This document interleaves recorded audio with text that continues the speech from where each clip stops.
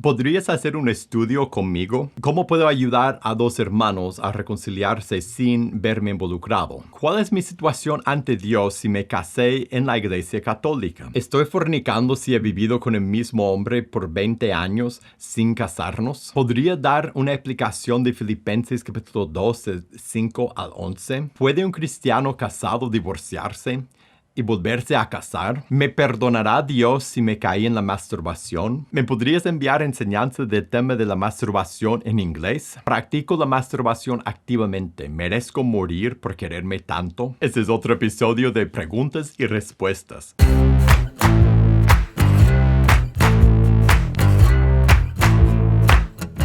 Hola, bienvenido a pazcondios.com. Mi nombre es Felipe y este es otro episodio de Preguntas y Respuestas. En pazcondios.com nuestra misión es capacitar a líderes para equipar a la iglesia. Y si quieres ver todos los videos que publicamos, suscríbete a este canal y prende la campanita de notificaciones. Ahora en ese programa de Preguntas y Respuestas, yo contesto las preguntas que me envían. Así que si tú tienes una pregunta de tema que sea, de Dios o de la Biblia, de tu vida, de la iglesia, del liderazgo, una pregunta de tema que sea, envíame tu pregunta a preguntas@pazcondios.com, preguntas@pazcondios.com para que podamos conversar de tu pregunta en un episodio en el futuro. ¿Podrías hacer un estudio conmigo? Así a la distancia, uno a uno, en vez de un video generalizado. Y yo quería tomar la ocasión de esa pregunta primero para agradecerles a todos los que ven este video y nuestros videos y nuestro canal y todo lo que dejan comentarios y palabras de ánimo y que escriben mensajes y que manden comentarios por YouTube o en pazcondios.com, a todos los que se han comunicado con nosotros. Yo estoy sumamente agradecido que nosotros podemos tener esa clase de comunidad y a la distancia, a pesar de la distancia, compartir algo de lo que es la comunidad de la familia de Dios y la hermandad que Dios da a sus hijos, de la unidad que el Espíritu Santo da. Por todo esto estoy muy agradecido a Dios y a ustedes. Y en cuanto a la pregunta en particular, si podemos estudiar uno a uno a la distancia, en ese tiempo no tengo esa capacidad, sencillamente por la razón que, aparte de lo que hacemos en pazcondios.com, lo que más hacemos en el ministerio, mi esposa y yo estamos plantando una iglesia, estamos pastoreando una iglesia local en nuestra ciudad y eso ocupa la mayor parte de nuestra atención y nuestros recursos, aparte de ser padre de familia y tener compromiso y obligación con mi familia. Entonces no puedo tristemente estudiar uno a uno, aunque quisiera, no puedo en ese tiempo. Pero lo que sí, el consejo que le daría es que busques una persona y que te discipule en tu lugar, en el lugar donde vives, porque la distancia es bueno para algunas cosas, sí, para esa clase de conversaciones, pero para realmente entrar, compartir la vida y tener un buen discipulado, se necesita eso de la cercanía de estar juntos en el mismo lugar. Entonces, mi consejo es que busques una persona que va a la iglesia donde vas y si no tienes una iglesia que es tu hogar, tu comunidad, tu familia, primero busca una iglesia bíblica en el lugar donde vives, de donde puedes ser parte, donde puedes ser miembro de esa familia de Cristo. Busca una iglesia porque eso va a llegar a ser tu familia. Y después en esa iglesia, busca una persona que con más madurez en la fe, y todos podemos buscar a alguien con más madurez en la fe que te puede discipular, que puede estudiar contigo, que puede guiarte. Si eres una mujer, busca una mujer. Si eres hombre, busca un hombre. Una persona que te puede guiar, que puede estudiar contigo. O si no es uno a uno, por lo menos un grupo célula donde puedes compartir y experimentar lo que es la familia que Dios quiere que tengamos en su iglesia. ¿Cómo puedo ayudar a dos hermanos a reconciliarse sin verme involucrado? Y en la pregunta explica que hay dos hermanos, no solo hermanos en Cristo, hermanos de sangre, hermanos, y los dos son pastores, entonces hay dos familias pastorales que son, dice, enemigos, que crecieron en la misma iglesia y después tuvieron diferencias y ya dirigen dos iglesias diferentes y hay problemas entre ellos y parece, por lo que describe en la pregunta, que es algo público, que no es algo que solo algunos saben, que es algo más público y se llevan mal y se evitan y son enemigos y son hermanos y son líderes en la iglesia. Y pregunta final, que le gustaría verlos reconciliarse y cuál sería la estrategia donde no me vea involucrado. ¿Será que yo podría dar un consejo o un video acerca de eso? Y mi consejo es, para lo que Dios nos manda a hacer cuando vemos a hermanos que están en pecado y vivir así, que tener enemistad en la familia de Dios es vivir en pecado, tener amargura por adentro. Si un cristiano no habla con otro, no porque nunca lo ve en la vida, sino porque no habla con el otro porque son enemigos, este es un problema, ese es un pecado. Y cuando vemos un pecado, la Biblia no nos guía, nunca nos guía nunca nos da una estrategia de cómo meternos en la cosa, ayudar a la persona a reconciliarse, a arrepentirse, a dejar su pecado sin involucrarnos nosotros. Más bien es lo opuesto. Lo que Dios nos manda a hacer es involucrarnos, es ayudar al hermano a dejar su pecado. Mira lo que dice Santiago capítulo 5, al final del libro y al final del capítulo en el verso 19. Hermanos, si alguno de entre ustedes se ha extraviado de la verdad y alguno le hace volver, eso es, tiene que involucrarse, tiene que hacerle volver. Tú sabes qué significa. Eso significa sentarse con la persona, significa abrir la Biblia, confrontarle con su pecado, con la palabra de Dios. Significa decir, como estás viviendo en esa área de tu vida, no agrada a Dios por lo que Dios dice aquí. Lo que debes hacer es explicarles cómo cambiar, cómo arrepentirse y dejar el pecado. Significa eso, y el otro. Significa el que le hace volver. Sepa que el que haga volver al pecador del error de su camino salvará de muerte un alma y cubrirá multitud de pecados. No hay forma de hacer eso sin involucrarse. Y eso es lo que nos cuesta. Es difícil tener el valor de entrar en la situación y decir que anda en pecado y confrontar y nos va a odiar después. Y uno sabe todo eso y quisiéramos no hacerlo, pero lo tenemos que hacer. Dios nos manda a hacerlo. Entonces, en tu situación que has visto eso, si tú estás involucrado en la vida en el mundo de ellos, si tienes, y así que tendría la oportunidad de decir, debemos hablar, entonces ver el pecado en otro es de ver el pecado en otro que parte de tu mundo, con quien tendría la oportunidad de sentarte y decir, no andan bien, corregir, enfrentar.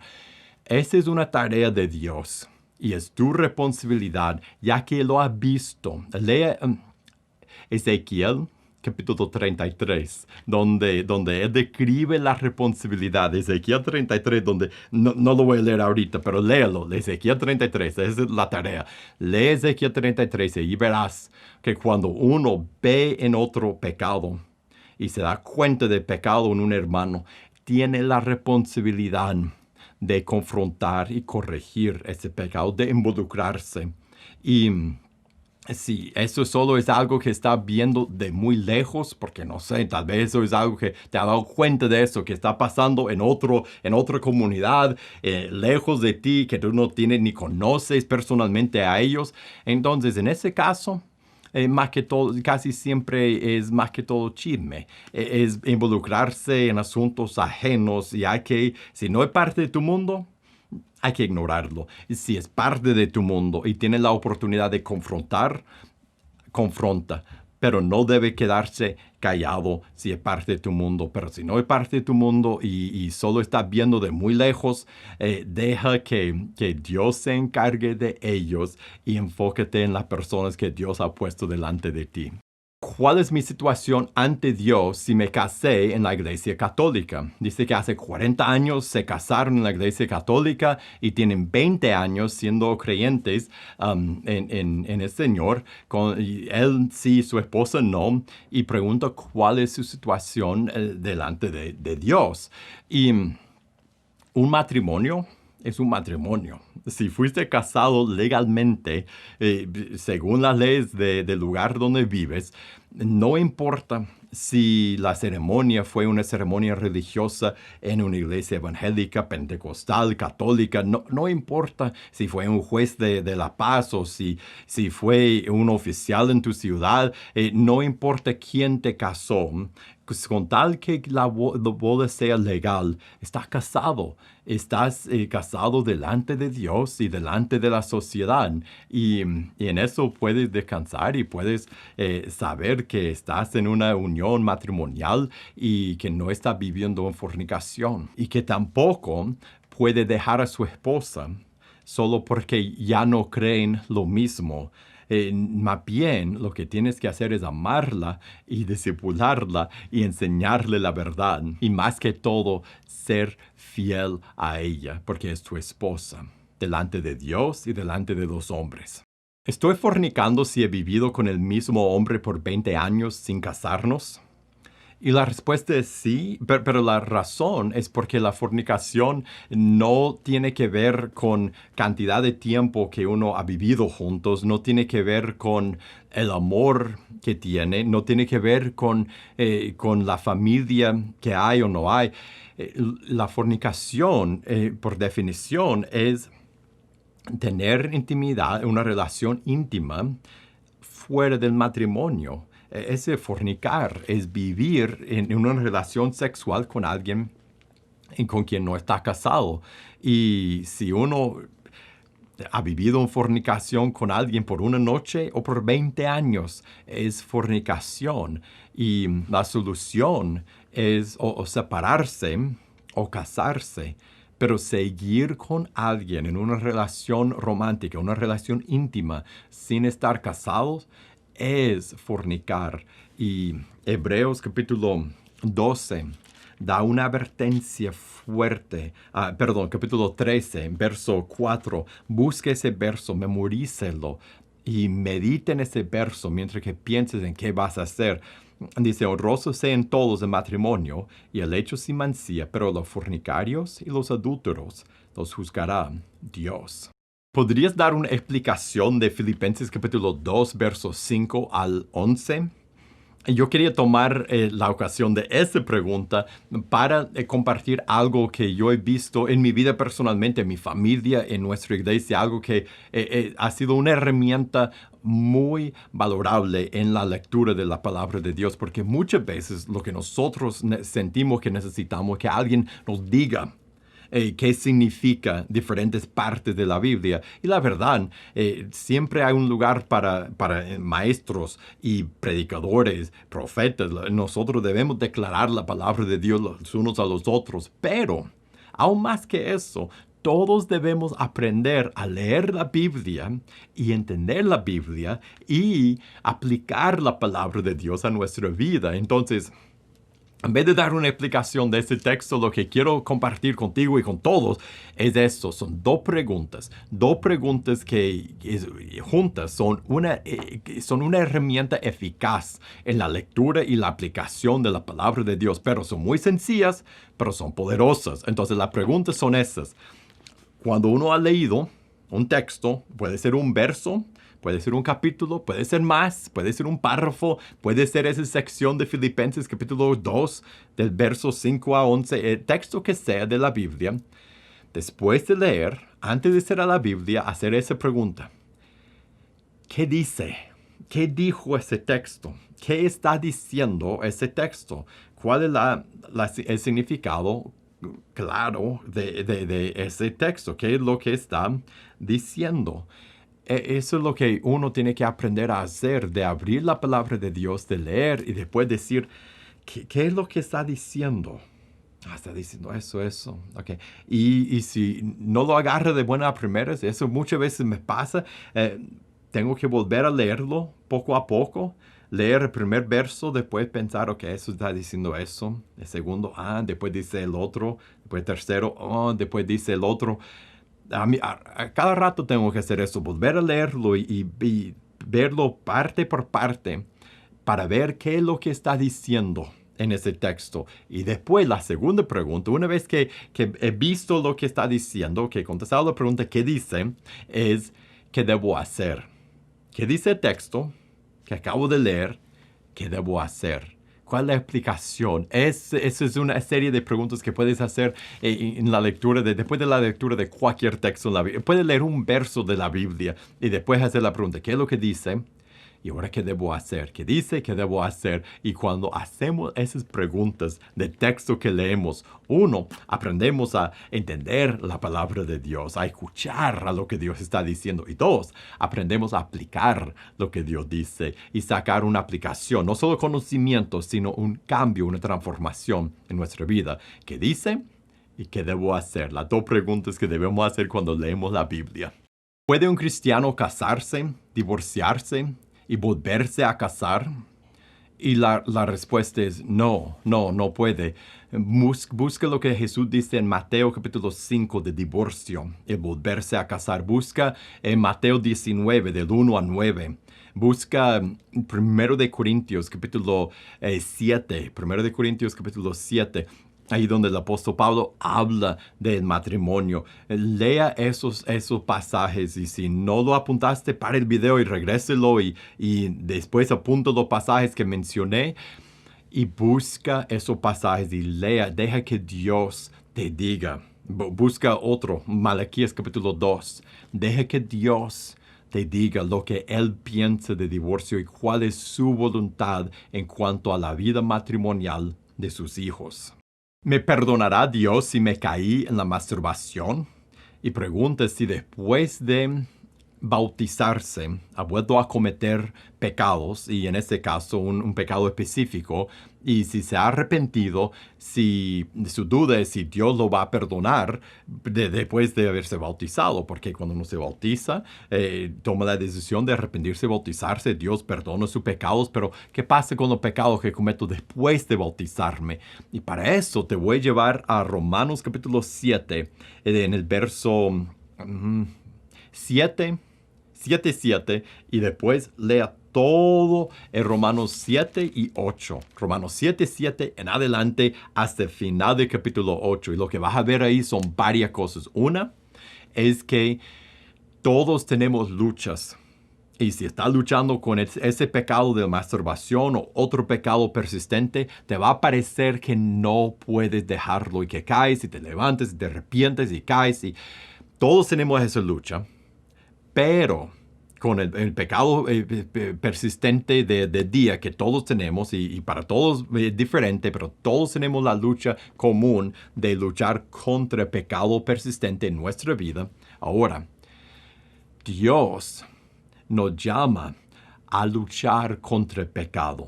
Y mientras que luchamos, mientras que andamos en el Espíritu, mira lo que dice Romanos 8:1, no hay ninguna condenación por lo que están en Cristo Jesús para los que no andan conforme a la carne, sino conforme al Espíritu. Entonces en el capítulo 7 describe esa lucha, describe cómo a veces sentimos que nos ha vencido o nos va a vencer el pecado. Después dice que no hay condenación para los que estamos en Cristo, si estás en Cristo, si te has arrepentido o bautizado, pero después dice para los que no andan conforme a la carne. Y ahora, en el capítulo 8, describe esa lucha. No es una vida de perfección, solo un perfecto, Jesús. Pero lo que Él espera de sus hijos es que nosotros luchemos cada día por vivir según el Espíritu, por escuchar el Espíritu, poner nuestra mente en las cosas del Espíritu, por luchar contra nuestra carne. Y Él dice en el capítulo 8 que si no luchamos contra la carne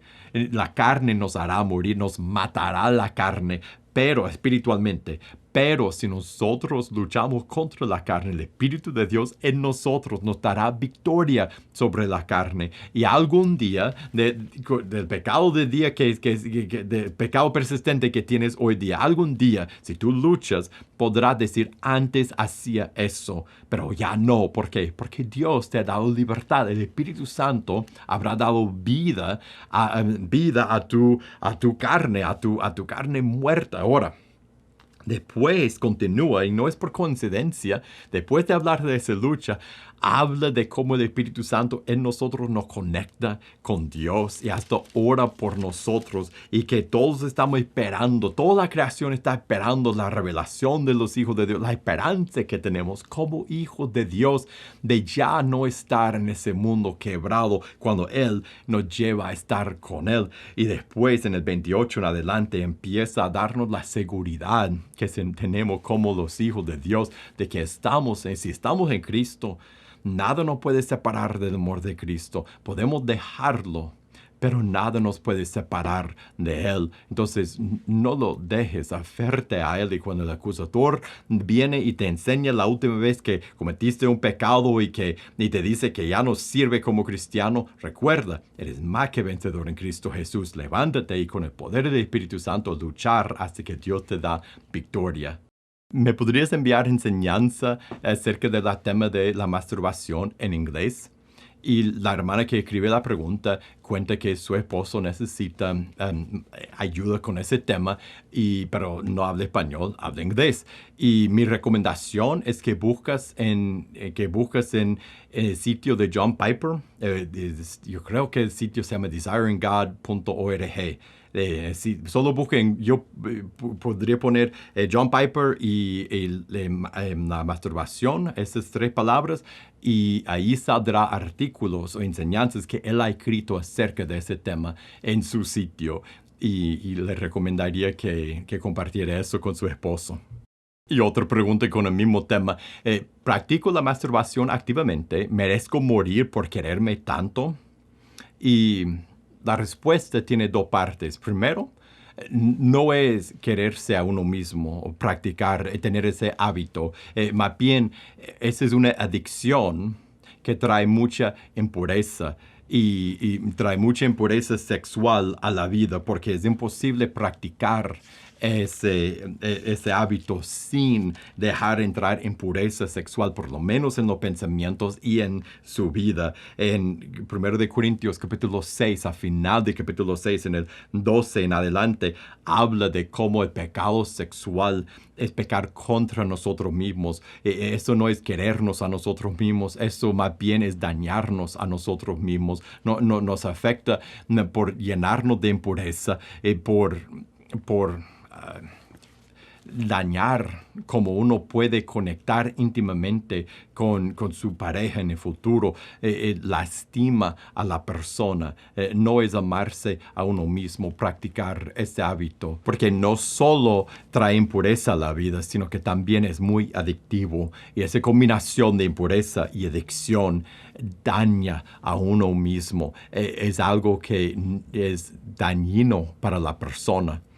Por la otra parte, cuando preguntas si merece morir por tener ese hábito, por practicar ese pecado, la palabra de Dios explica, Romanos capítulo 1, capítulo 2, capítulo 3, verso 23, que el pecado merece la muerte. Romanos 6, 23.